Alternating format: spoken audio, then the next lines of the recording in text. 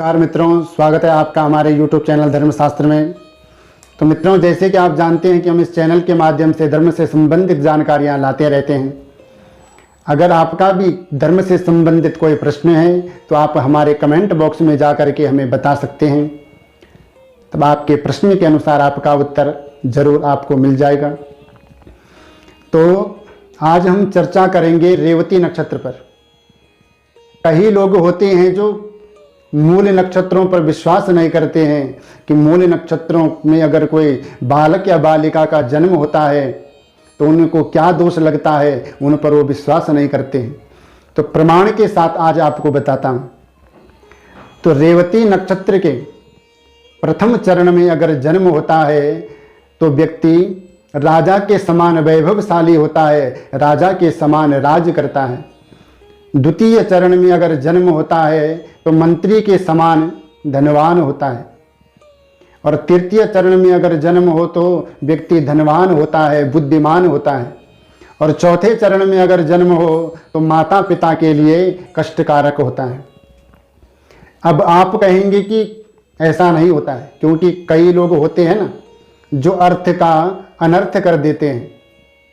अब कैसे? अब एक छोटा सा दृष्टांत देता हूं। किसी ही गांव में एक महाराज जी कथा करने गए थे, तो उन्होंने वहां कहा कि वेद अपने घर में रखना चाहिए, वेद पढ़ना फलदायक है।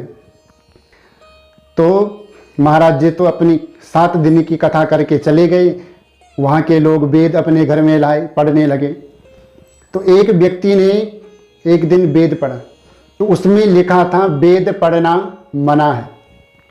तो उसने सारे गांव में ये बात फैला दी कि महाराज जी तो झूठ बोल गए, वेद में ही लिखा है कि वेद पढ़ना मना है, इसलिए वेद को सब गंगा जी में प्रवाहित कर दो। तो सबने वेद को गंगा जी में अर्पण कर दिया, विसर्जन कर दिया। तो अब कुछ समय बाद फिर से गांव वालों ने महाराज जी को बुलाया। महाराज जी ने फिर वही बात कही। तो जो अनाड़ी व्यक्ति था एकदम से खड़ा हो गया। उसने कहा, बोले महाराज जी वेद में तो लिखा है वेद पढ़ना मना है, आप झूठ बोलते हो। महाराज जी ने कहा, भाई कहाँ लिखा है? तो उस व्यक्ति को वो पृष्ठ नंबर और वो श्लोक बिल्कुल याद रहा। उसने एकदम खोल के दिखा दिया, ये लिखा है वेद पढ़ना मना है। तो महाराज जी उनसे बोले बेटा बात तो तेरी बिल्कुल ठीक है, इसमें कोई गलती नहीं है तेरी, पर अगर तू एक पन्ना पीछे से पढ़कर लाता तो तेरे कुछ समझ में आता है। पीछे लिखा था अशौच अवस्था में वेद पढ़ना मना है। अर्थात हमारे घर में किसी की मृत्यु हो जाती है, हमारे घर में कोई सूतक लग जाता है या हम शौच क्रिया करके आते हैं, तो इनमें वेद पढ़ना वर्जित है, वेद नहीं पढ़ना चाहिए। इसी प्रकार से लोग मूल नक्षत्रों पर भी विश्वास नहीं करते हैं। तो देवी भागवत में एक कथा आती है। ऋतवाक नाम के एक मुनि थे, उनके घर में एक पुत्र हुआ। और जब से वो पुत्र पैदा हुआ तब से माता पिता दोनों की तबीयत खराब रहने लगी। यहाँ तक कि पूरे परिवार में ही कलह, कलेश, दुख, दारिद्र्य सब पैदा हो गए। तो ऋतवाक मुनि ने इस बालक का नामकरण किया, इसका उपनयन संस्कार किया। उपनयन कहते हैं यज्ञोपवीत संस्कार को। उसके बाद इसको वेद के अनुसार जो शास्त्रों में संस्कार दिए हैं 16 संस्कार, उनके अनुसार इनको विद्या ग्रहण करवाई। पर ये इतना दुष्ट निकला, इतना क्रूर निकला कि इसने एक दिन किसी महात्मा की पत्नी को भगा करके ये ले गया। अब जब अपने पुत्र से दुखी हो गए ऋतवाक मुनि, तो ये पहुंचे गर्गाचार्य जी के पास। तो इन्होंने गर्गाचार्य जी को प्रणाम किया और बोले कि आप ज्योतिष के प्रकांड विद्वान हैं, आप हमारे पुत्र की जन्म कुंडली देखकर ये बताइए कि हमारा पुत्र इतना दुष्ट प्रकृति का क्यों हुआ है। क्योंकि शास्त्रों में कहा गया है अगर कुल में एक सुपुत्र पैदा हो गया, भगवान का भक्त अगर पैदा हो गया तो समझ लो 7 पीढ़ी का उद्धार कर देता है, और एक कुपुत्र अगर पैदा हो गया तो 7 पीढ़ियों का नाश कर देता है। गर्गाचार्य जी ने जन्म कुंडली देखी तो कहते हैं, बोले मुनिवर, ना तो आपका दोष है, ना इसकी माँ का दोष है, ना कुटुंब का दोष है। ये इतना जो दुष्ट प्रकृति का हुआ है, इतना क्रूर जो हुआ है, ये इसलिए हुआ है कि इसका जन्म रेवती नक्षत्र के चौथे चरण में हुआ है, इसलिए ये इतना कष्टदायक है।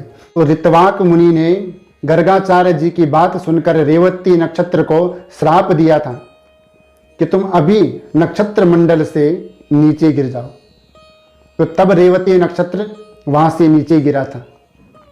तो अब आप समझ गए होंगे कि नक्षत्रों का प्रभाव होता है। रेवती नक्षत्र के प्रभाव से इस पुत्र की कैसी हालत हो गई, घर परिवार की कैसी हालत हो गई। शास्त्र में 6 बंधु बांधव बताए गए हैं। वो कौन कौन से हैं कि सत्यम माता पिता ज्ञानम धर्मो भ्राता दया सखा शांति पत्नी क्षमा पुत्र सढ़ेते मम बांधव। कि सत्यम, जो सत्य है वो कौन है? माता। ज्ञान कौन है? बोले हमारे पिता। बोले धर्म कौन है? जो धर्म है वो है हमारा भाई।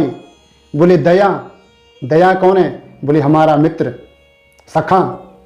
बोले शांति ही कौन है? बोले हमारी पत्नी। और क्षमा, बोले क्षमा है हमारा पुत्र। सडेते मम बांधवा, ये 6 हमारे बंधु बांधव हैं। व्यास जी ने 18 पुराणों में केवल 2 ही बात कही है, ध्यान से सुनना। 18 पुराणेषु व्यासस्य वचनद्वयम् परोपकाराय पुण्याय पापाय परपीडनम। अर्थात परोपकार करो पुण्य कमाने के लिए, उससे पुण्य प्राप्त होता है। और पापाया परिपीडनम, दूसरे को दुख देना ही पाप हो गया। इसलिए सबके लिए दुआ करो, किसी से बैर भावना कभी मत रखो, सबसे मित्रता रखो। आज के लिए इतना ही। मुझे विश्वास है हमारे द्वारा दी गई जानकारी आपको जरूर पसंद आई होगी। हमारे द्वारा दी गई जानकारी आपको पसंद आए तो हमारे चैनल को सब्सक्राइब करें, शेयर करें, लाइक करें, कमेंट करके ज़रूर बताएं कि हमारी ये वीडियो आपको कैसी लगी। तब तक के लिए जय जय श्री राधे श्याम।